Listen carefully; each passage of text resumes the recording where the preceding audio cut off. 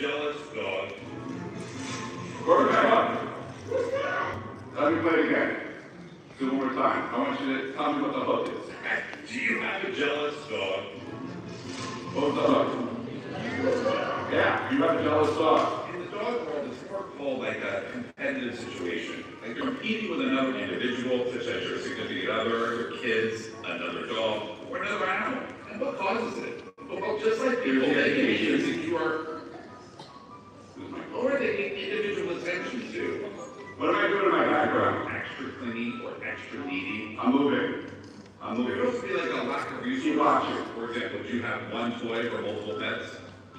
What I do? It's too small to space, stress, and a lack of exercise. Walking back. We have to be careful because sometimes jealousy can turn Walking into backwards. aggression. So what show signs of jealousy? Comment below. Jump cut, call to comment down below, text on screen, music in the background, music at the break, and that took me about 6 hours to edit that one video just to give you context, right? Because look, I got other dogs that look similar. Jealous dog. This one, gave credit to the creator.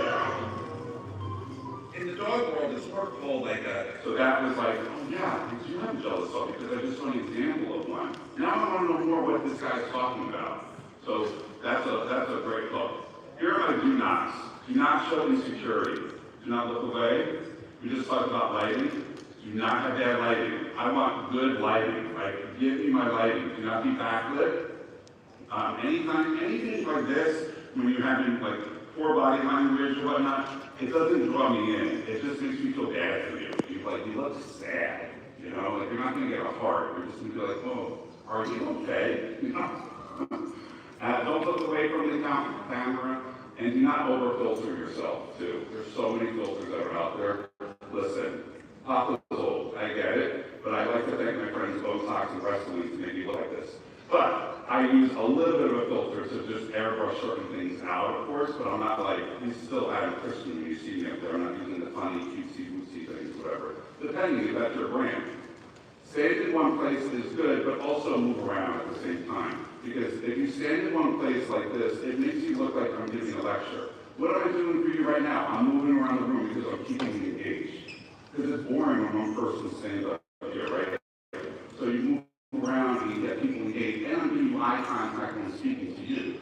That's important. So think about what that looks like in the virtual space, right? Because you got to hook them in. You got to show authenticity of who you are. So important. And be the trusted voice in your niche. There's this rule, and I don't really like this rule, but they say, staying in your niche makes you rich.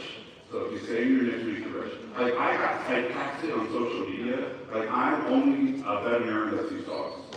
And it grinds my gears because, like, I love cats.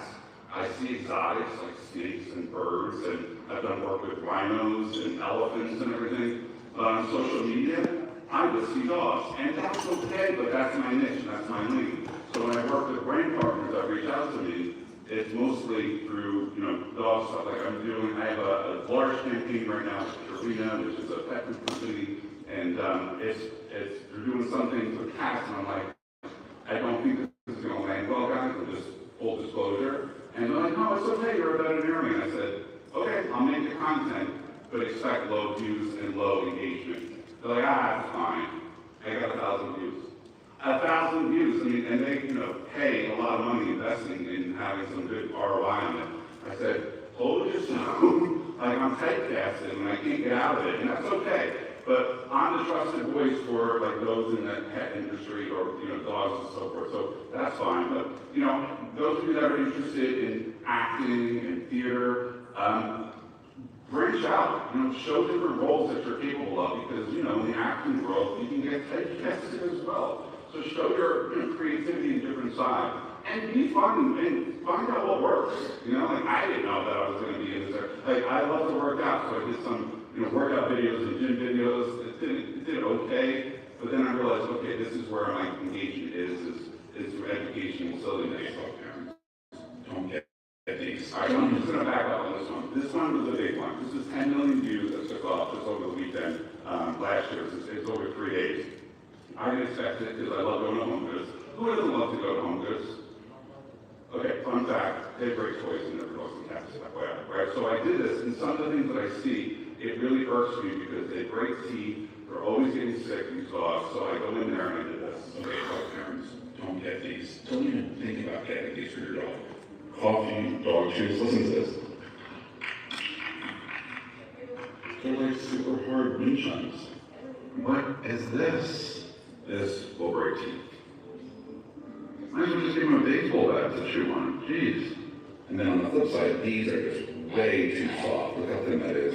They can easily get obstructed and break all those pieces up. So dog bowls are so 2024, you're gonna have to watch my other videos coming up about this. And just a fun fact about this, if you have kibble that you're gonna use, make sure you put the bag of dog food in one of these, because if you do not do that, you can dry out the dog food. Similar to this one too. You hear that? This is just a lesson to cracker too. And you too. And yeah, not a fan when I see the flavor of bacon in there, because that can cause some pancreatitis, and then there's another one too. No. Oh, toys. What do you guys think? Comment down below.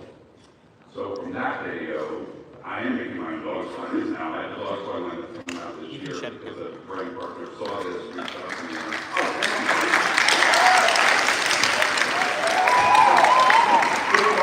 Hit cancel, hit cancel.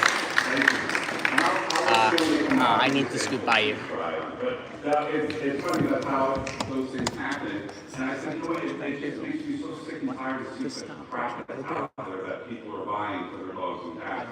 And I'm like, I'm gonna be that guy. I'm gonna go there. Is this edgy? You know it. Because guess who reached out to me? Big companies that make this.